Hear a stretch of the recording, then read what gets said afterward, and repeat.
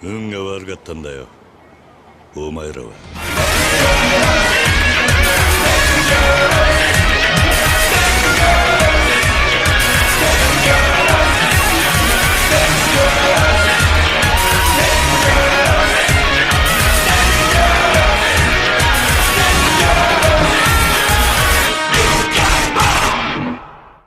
So here we have a big, long gameplay sequence, which will be a good opportunity for me to finally talk about the game's gameplay.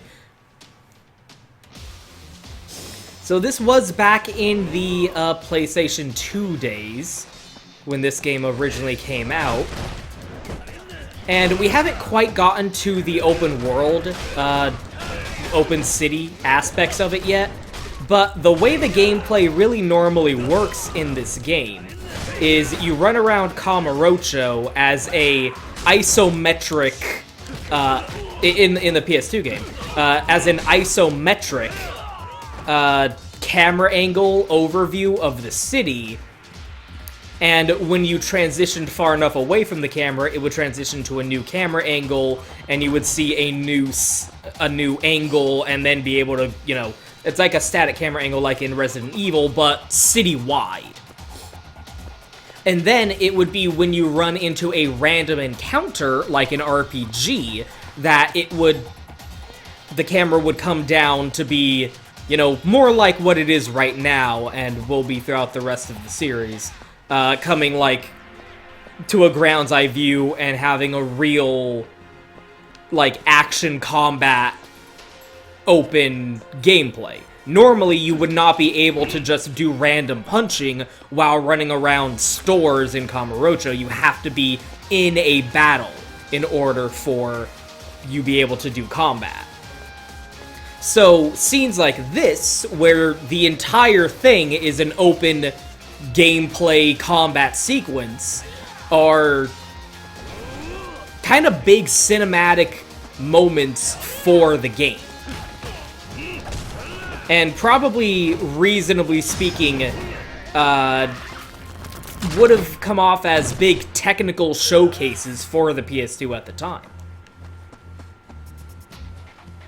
If nothing else, it definitely took the break, it definitely took the limiters, the constraints off, compared to the normal open running around, only being able to get in combat when a random battle is initiated. Gameplay that you would normally have while running around Kamurocho. It's sequences like this that are more, not synonymous, evocative of old school, beat-em-up kind of gameplay. Like your Final Fights, or, I'm too lazy to actually think of other examples besides Final Fight. Alien versus Predator. Stuff of that nature.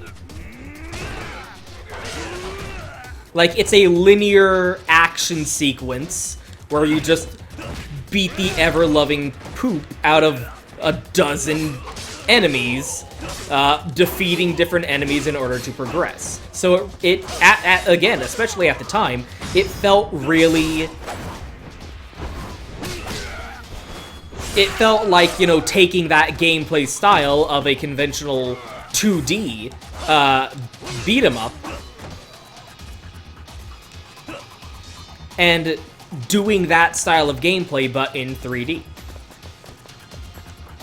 So, in regards to the Kiwami release, in the original PS2 release, you just had the dragon style. The dragon style we have right now was the only style that was in the PS2 release. And you slowly built it up over the course of the game. Starting out, you only had a 3-hit combo. A 3-hit combo like that. And you could end the 3-hit combo at any point with a heavy attack. So you have light attack, and then heavy attack like that.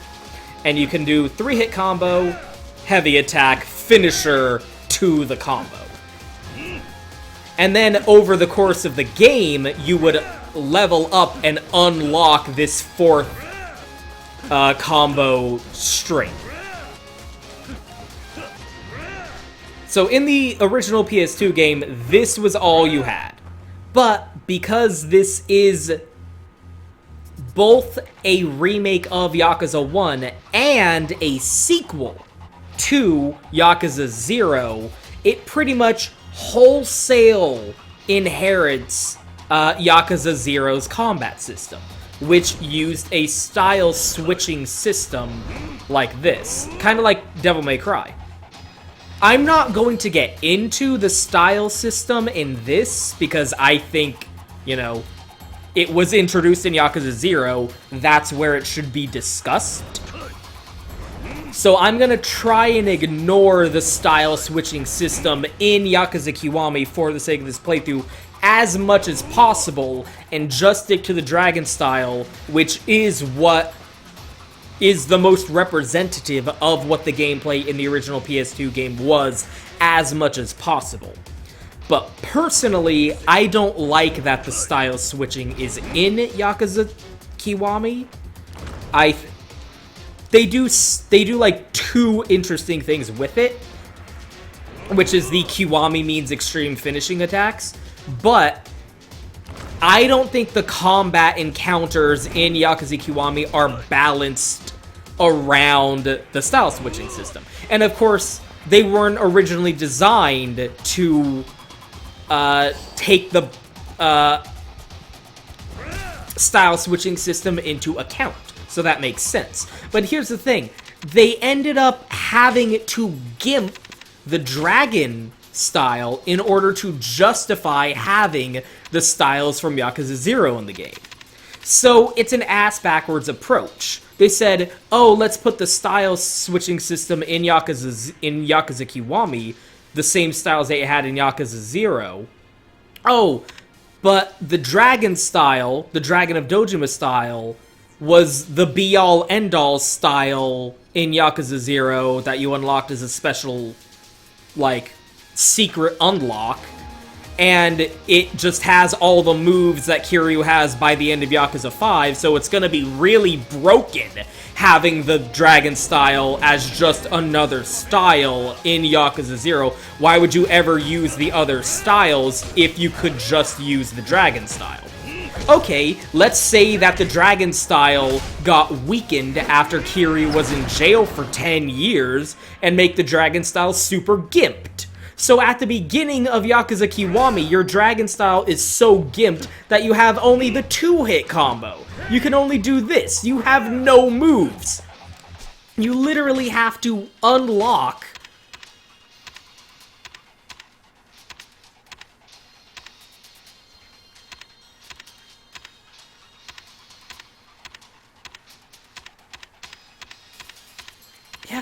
so much fucking shit. I almost, like, don't even want to go through it. Yeah, look at that! You have to unlock the 3rd hit! You have to unlock a 3-hit combo. When the game starts, you can only do this in the Dragon of Dojima style. That's it.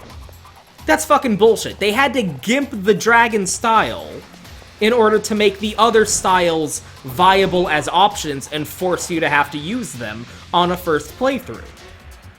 But the other styles didn't have to be in the game, and they shouldn't have been in the game. So you made the way Kiryu plays in the original game worse in order to justify including the way Kiryu played in Yakuza 0 viable when they decided to just wholesale reuse the engine and gameplay from Yakuza 0 in Yakuza Kiwami. I think it's dumb. So I'm just gonna ignore it as much as I humanly can and just try and only use the dragon style. Overpowered as it may be, because it is the most representative of, you know, how Kiryu played in the original PS2 game. And I'm trying to argue that this game functions as an adequate replacement for the PS2 game. But that does kind of mean you don't get the same gameplay experience that you got out of the PS2 game on your first playthrough of this game. So, that is argument against Kiwami being a replacement for the PS2 game, for sure. In terms of gameplay progression, I mean, like, I don't know if you could say they screwed that up, but it is a fly in the ointment, to be sure, in regards to that perspective.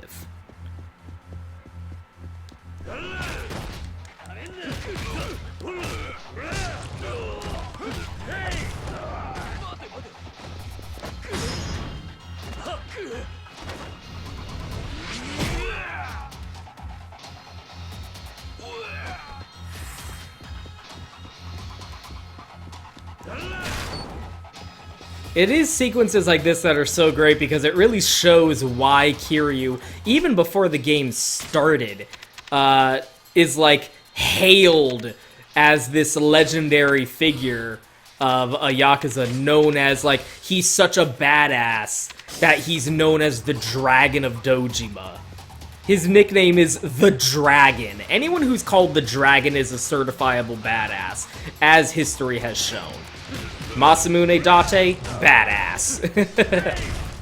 Uncle Iroh from Avatar, badass. If you're so cool that they say that guy's like a fucking dragon, then yeah. Not surprised that he can just tear ass through the Tojo HQ like this. And here we go. So, this fight was not in the original game. You do not see Majima in the original game after that initial scene with the umbrella until a boss fight with him significantly later on.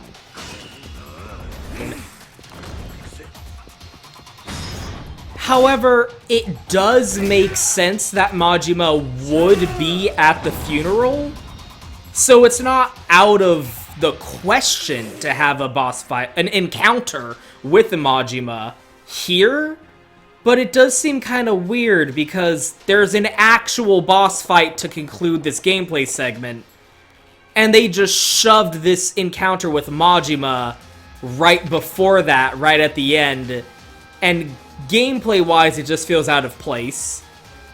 Having this little talk conversation kind of throws off the pacing of the action scene. And it kind of devalues the boss fights that you have with Majima normally.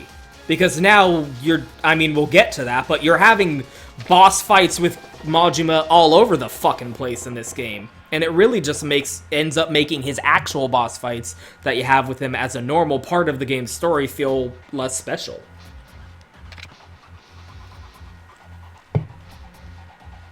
It's not so offensive, because, like, again, it would make sense that Majima was at the funeral.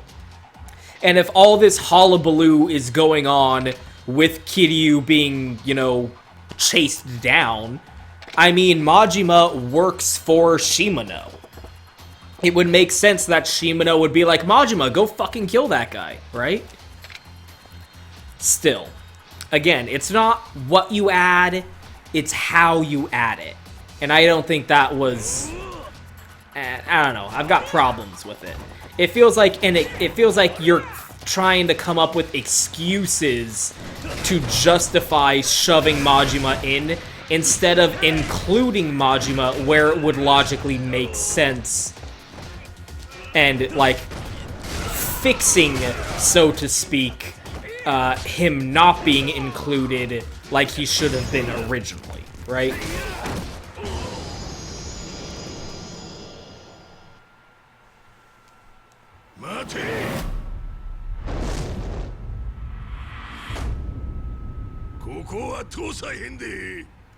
So Kiryu is known as the Dragon of Dojima, and I'll talk a little bit more about that when it's appropriate, because the game is going to present a very pointed moment to talk about the symbolism of dragons in terms of Japanese mythology. Jesus fucking Christ. Hold on. No.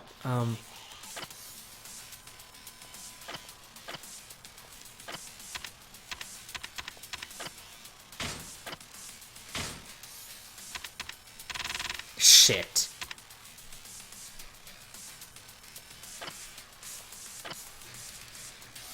Shit. I wanted to change the difficulty because, oh my god, I'm just doing so much damage. It's actually ridiculous. I wanted to change the difficulty to hard, but it looks like it's too late. Oh well. I'll just hold back. I'll just be really patronizing.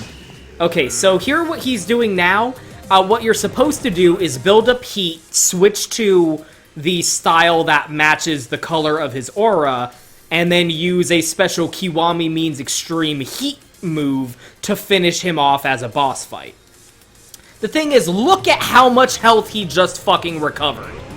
That is a ridiculous amount of Ignore that. That is a ridiculous amount of health for a boss to recover when you might not have enough heat. He's downed for such a short amount of time, and if you don't have enough heat to do the finishing move, it prolongs the boss fight to such an obscene degree on a first playthrough, anyway.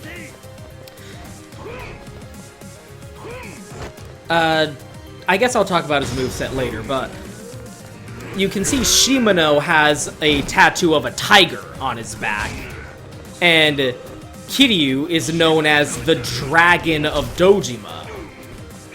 So that is a very intentional thing, because there is a lot of symbolism in regards to, in Japan, the dichotomy between tigers and dragons. They're both entities of obscene and incredible natural power and strength, but tigers are traditionally seen as being much more brute strength, whereas dragons are a little bit more representative of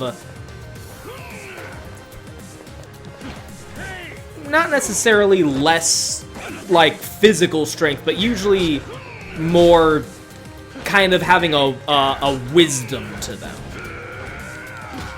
They're both representative of the power of nature, but in a related yet opposing dichotomy or symbiosis. It's very yin-yang. Kiwami means extreme!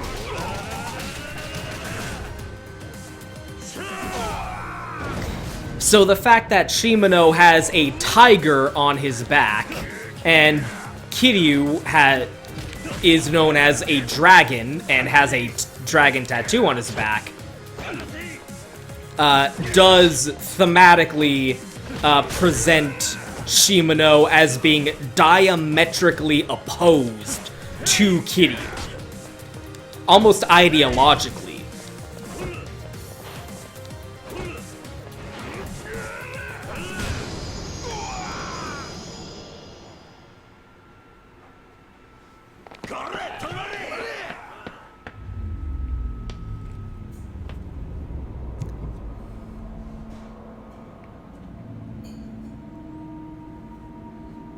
Oh, it's Nishiki. Nice hair, bro.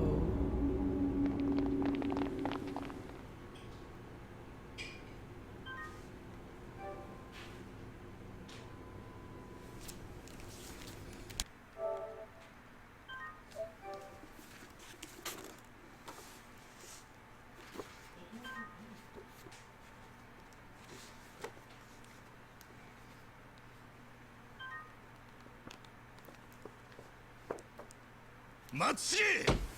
てめえ、もう一回言ってみろ。こんな定例会、意味ないって言ったんですよ。なんだと？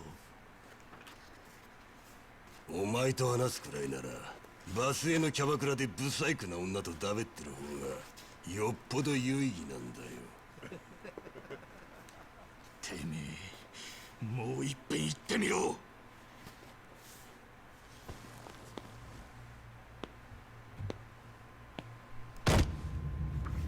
組長さんよ、ここらで一つはっきりさせときたいんだがな。俺らは風間の親父に言われたから仕方なくてめえについてるだけなんだよ。何？風間の親父から俺のしのぎがどんだけ太い化石か聞かされてねえわけじゃねえだろ。そいつが俺の核ってやつだ。ならそれなりに扱われねえとな。あの桐生ならまだしも、おめえみてえな幹部に尻尾振るしか脳のねえ青二歳に指図されるなんてまっぴらごめんだ。こっちは勝手にやらせてもらうぜ。てめえまだ話は終わってねえぞ。黙ってみてな。しのぎのお手本ってやつ見せてやるからよ。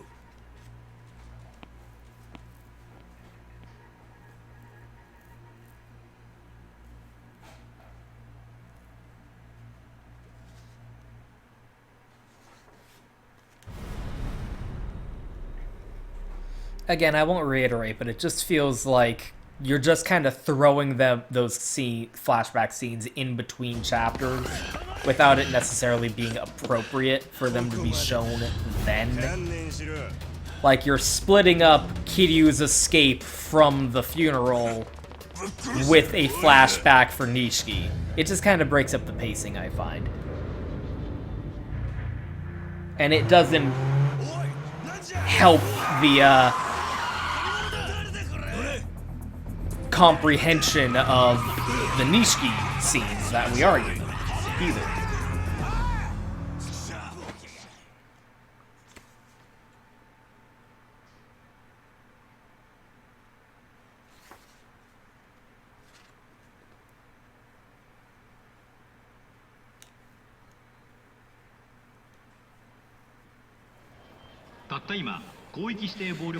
Look at how sick it is. Look at this sick footage we got of this guy just beating the shit out of everyone. The news footage shows like a style meter in the upper right. Look, he just got an S rank.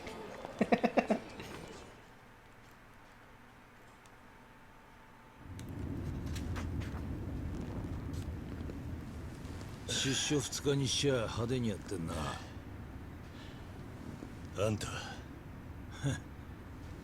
寂しいこと言うじゃねえか、桐生。伊達さん。I was talking over that scene, but this is the cop who was trying to interrogate Kiryu after he got arrested for killing Dojima, and was like, I don't believe you did it.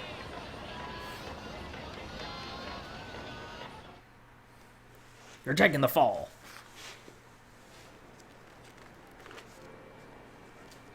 Which, again, that actually is a real-life Yakuza thing, where people who didn't actually commit a crime will turn themselves in for it, even though it's blatantly obvious they didn't actually do it. 奴は何をお前に伝えようとしていた？わからない。そうか。伊達さん、なんで俺を助けるような真似。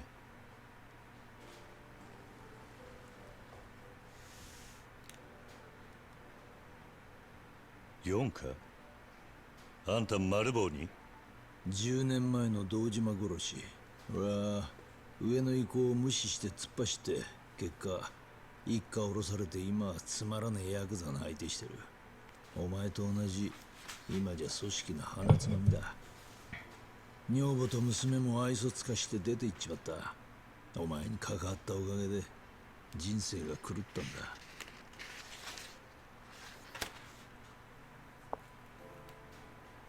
桐生、俺は今3代目の世良の殺しを追ってる。手貸せ。あんたには助けてもらった借りがある。だが今の俺には登場界の100億が消え、3代目会長が殺された。そしてさっきの騒ぎの中心はお前。 You can tell a lot about a man by his choice of drink. 桐生一馬の出所を待っていたようにな。持ってろ。What the fuck is this? 今じゃガキでも It's so 持ってる funny that to us now, even that 俺は looks 100億を背負ってる primitive. お前はその That was ユニット state of the art back in その二つの 2005. 山は必ずどこかで繋 It がって is る fun how these games end up accidentally becoming period pieces for the time they were released. 分かった。お前何か手がかりはあんのか。いや、とりあえず昔の馴染みに会ってみる。セレナって店だ。そうか。そうか。マスター、話は済んだ。もう店開けて構わないぜ。はい。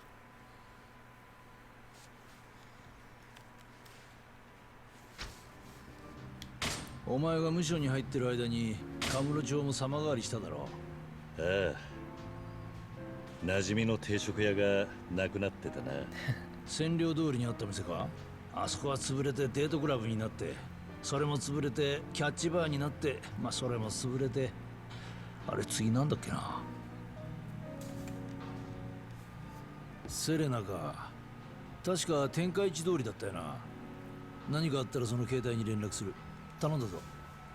I know where the fucking bar is, Date. I'm the one who suggested going there.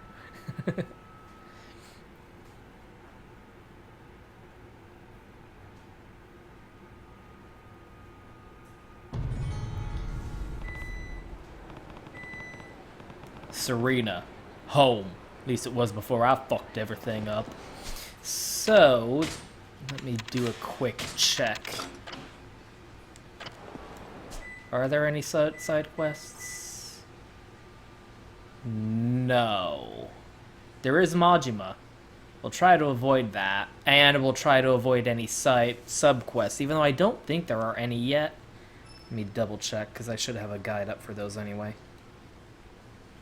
Yakuza, Kiwami, sub-stories. I'm pretty sure they don't start until a little bit later. But I just want to make sure because I don't want to accidentally walk into a sub-story.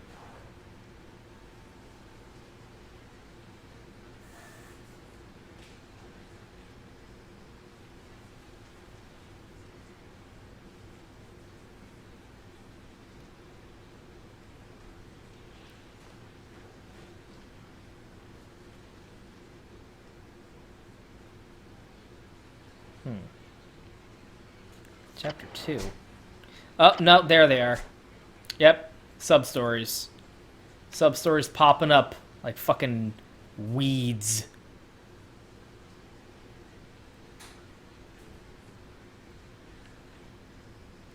We'll try and avoid these as best we can. Oh man, that's gonna be fucking hard. I'll do my best.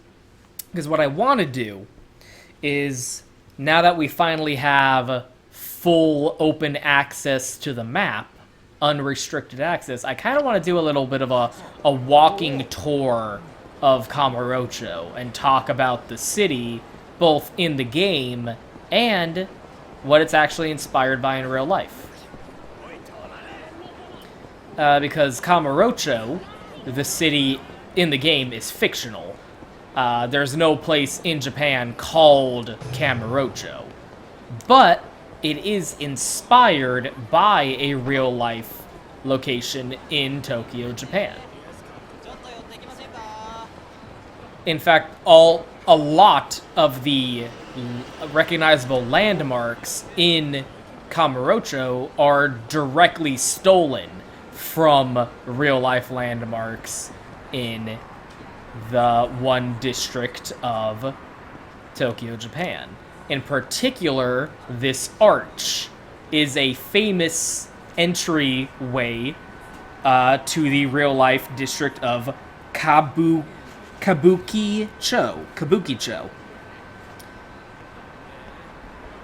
I'm gonna have a hard time pronouncing that, and I do apologize.